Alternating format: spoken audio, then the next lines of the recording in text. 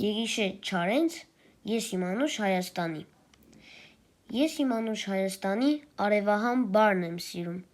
մերին ծազի ողբանվակ լացակումած լարն եմ սիրում, արնանման ծաղիկների ու վարդերի բույր վարման, ու նայրյան աղջիկների հեզաճկուն բարն եմ սիրում։ Սիրում եմ մեր երկինքը մուկ, ջրերը ջինջ լիճ լուս է, արևն ամռան ձմեռվա վիշապաձայն բուքը վսեմ։ Մթում կորած կրճիտների անհյուրընկալ պատերը սև, ու հնամյա քաղաքների հազարամյա քարն եմ սիրում։